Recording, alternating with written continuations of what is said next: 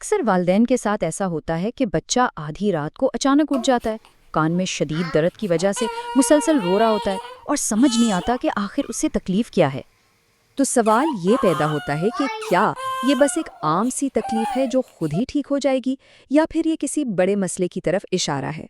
आइए आज इस आम नजर आने वाली तकलीफ के पीछे छुपी हकीकत को समझते हैं। Before we begin the video, make sure to like and subscribe for more good quality trusted medical videos. तो सबसे पहला और सबसे ज़रूरी कदम है मसले को पहचानना। आखिर वो कौन सी अलामात हैं जिन पर फ़ौरन तवज्जो देने की ज़रूरत है।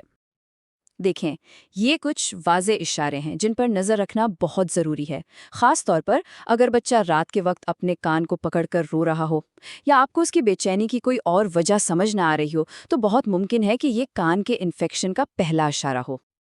अच्छा, तो अलामात तो हमने जान ली, लेकिन सवाल यह है कि आखिर ये दर्द होता क्यों है, ये इन्फेक्शन शुरू कहाँ से होता है। और आपको जानकर हैरत होगी कि इसका ताल्लुक अक्सर एक आम सी चीज़ यानी नज़ला ज़ुकाम से होता है। अब डॉक्टर्स की ज़बान में इस कंडीशन को कहते हैं ओटाइटिस मीडिया।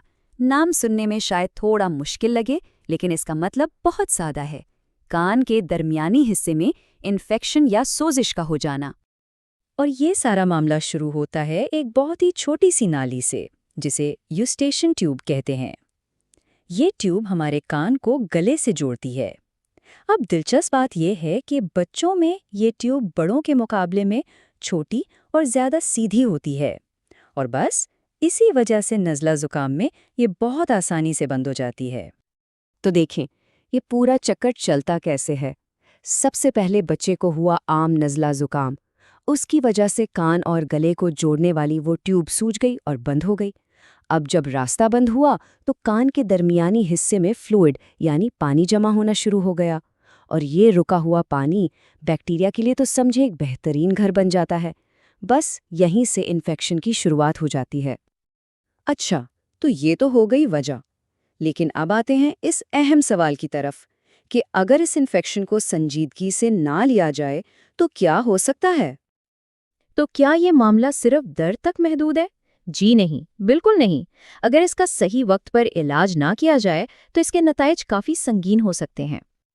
और यही वो वजूहात हैं जिनकी वजह से डॉक्टर्स कहते हैं कि इस मामले में बिल्कुल भी देर ना की जाए। कान में जमा पानी बच्चे की सुनने की सलाहियत को वक्ती तौर पर कम कर सकता है। और खुद सोचिए, अगर बच्चा ठीक से सुन ही नहीं पाएगा तो वो बोलना और सीखना कैसे शुरू करेगा। कभी कभी इन्फेक्शन इतना शदीद होता है कि कान के पर्दे पर दबाव पड़ता है और वो फट भी सकता है। और बहुत ही नायाब लेकिन इंतहाई खतरनाक केसेस में ये इन्फेक्शन फैलकर कान की हड्डी या दिमाग तक भी पहुंच सकता है। तो फिर इसका हल क्या है? अब हम इस हिस्से की तरफ बढ़ रहे हैं जहां हम देखेंगे कि इसका इलाज कैसे किया जाता है और इससे बचा कैसे जा सकता है। और सबसे अच्छी खबर ये है कि आपको परेशान होने की बिल्कुल ज़रूरत नहीं, क्योंकि इसका इलाज ना सिर्फ मौजूद है बल्कि बहुत मौसर भी है। ज़्यादातर केसेस में तो मामला बहुत सीधा होता है। डॉक्टर इन्फेक्शन को ख़त्म करने के लिए एंटीबायोटिक्स का एक कोर्स देते हैं, और साथ ही बच्चे को आराम पहुंचाने के लिए दर्द और बुखार कम करने की दवाएं भी दी जाती हैं। लेकिन यहाँ एक और बहुत अहम सवाल उठता है, उन बच्चों का क्या जिन्हें ये इन्फेक्शन बार बार होता है या जिनके कान में पानी मुसलसल जमा रहता है। ऐसी सूरत में डॉक्टर एक छोटा सा प्रोसीजर तजवीज़ कर सकते हैं। नाम शायद थोड़ा मुश्किल लगे, मायरिंगोटमी विद ग्रोमेट इंसर्शन, लेकिन असल में ये बहुत ही आम और महफूज तरीकाकार है।